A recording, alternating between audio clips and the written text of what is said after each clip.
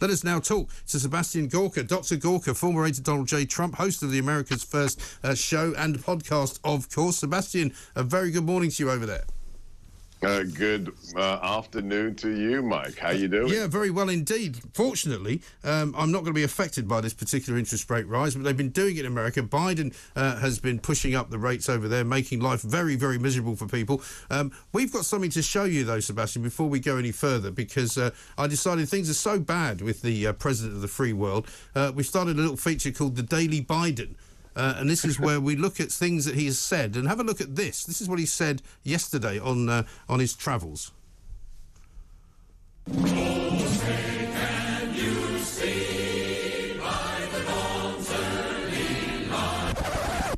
How many of you know somebody with diabetes needs insulin?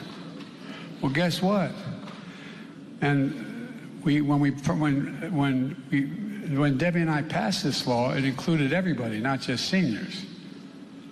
And so what happened was we said, okay, you know how much it costs to make that insulin drug for diabetes? Cost. It was invented by a man who did not patent it because he wanted it available for everyone. I spoke to him, okay?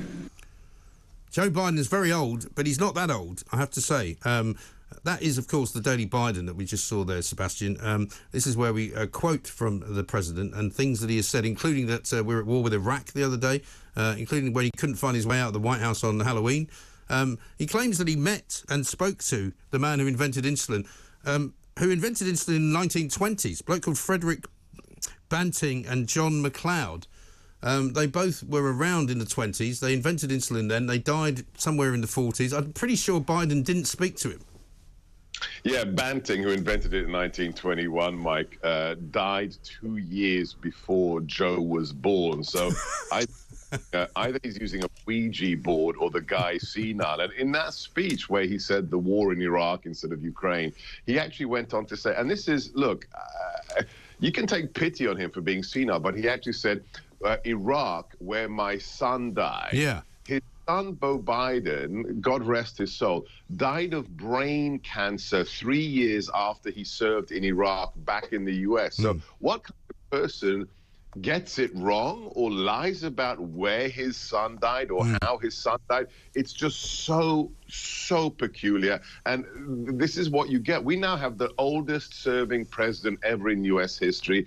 And clearly he has cognitive issues. And at the same time, we've got 9% inflation rate, 2 million illegals across the border, a war in Europe. The biggest story right now, I had truckers calling into my show yesterday.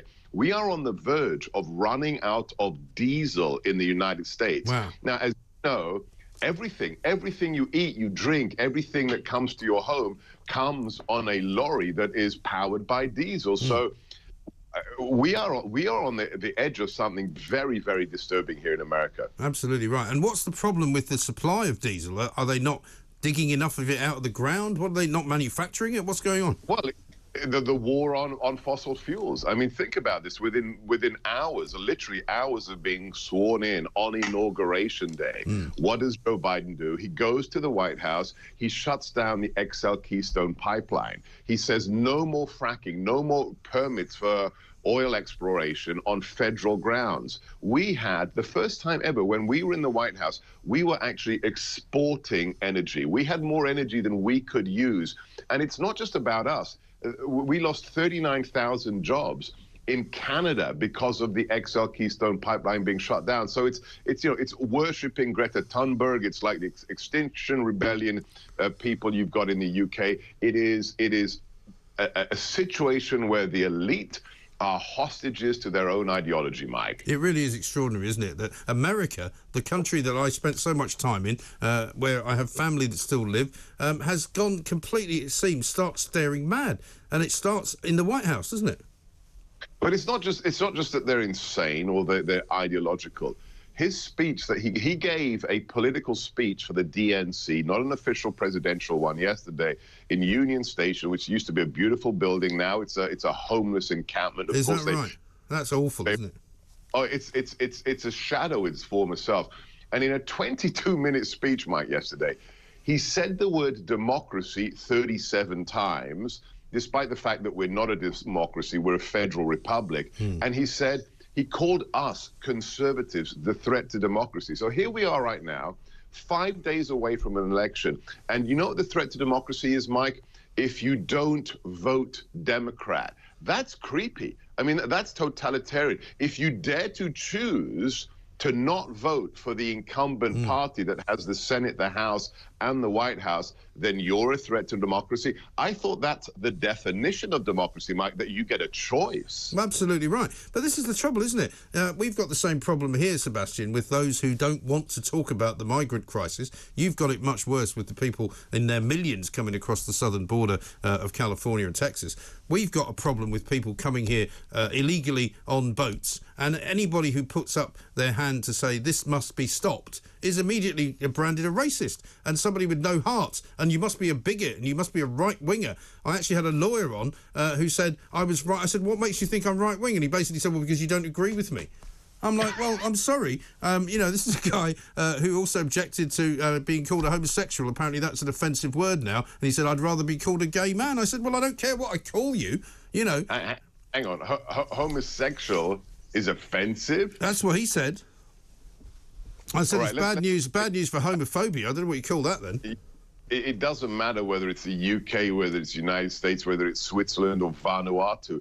If you don't have sovereign control over your territory, you don't have a country. It's really quite that simple. It really is. And then there's the double standard. So I don't know if you've been following this very bizarre story about the Speaker of the House, Nancy Pelosi's husband, being attacked at home. Very strange.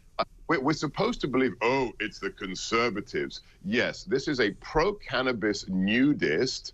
There are lots of, Trump supporters who are pro-cannabis nudists, who turns out, what did he turn out to be yesterday, Mike? Oh, he's an illegal alien from Canada.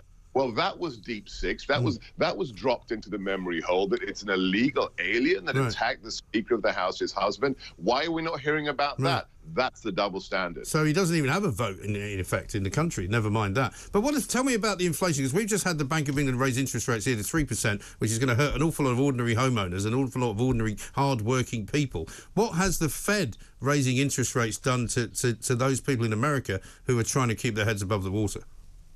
It's the same thing, but it's the same thing. It's not just the interest rates; it's the cost of living. When you look at the fact that people are having to choose between gas for their car and groceries, this is the shocking story. I know people, especially in impoverished areas in New Hampshire and elsewhere, who cannot go to work because they can't afford the petrol for their vehicles.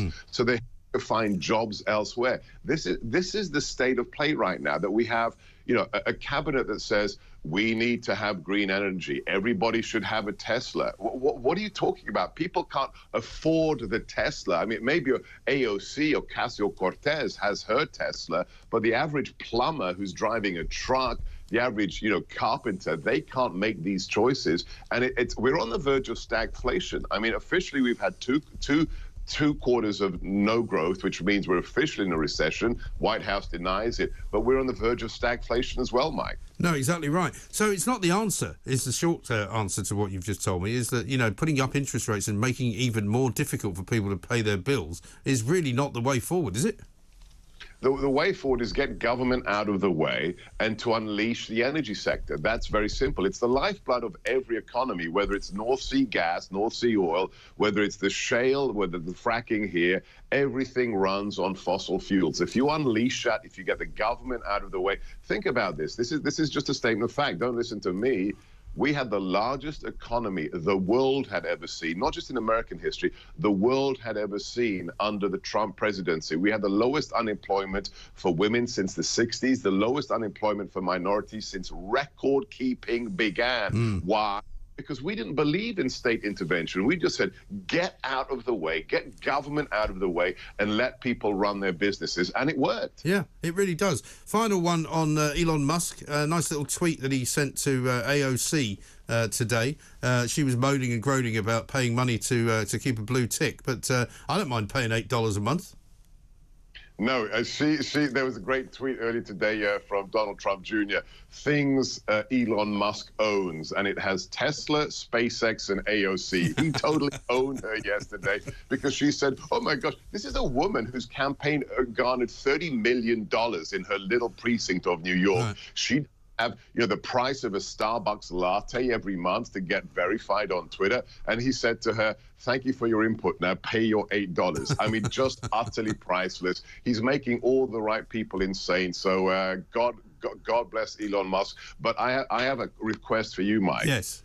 What is this about my favorite Bounty Bar? Can you just protect the Bounty Bar? Listen, as usual, right, the wokists have obviously taken against it for some reason, but as usual, they're using data to try and convince us. They claim that 39% of people don't like bounties, right? Well, hello. That means that 61% of people actually do like them. So maybe do some maths research and keep the damn things in for Christmas. I have a box of celebrations every Christmas. It's the only time I get them, and I'll be looking to see the bounties in there. Otherwise, it's going to be a big problem. After Mars bars, as a kid who grew up in West London, after Mars bars, bounties are the second best. Dip those in your tea every morning, and you'll be just right. Absolutely right. Brilliant. Good to see you, Sebastian. Thank you very much indeed. Sebastian Gorka there.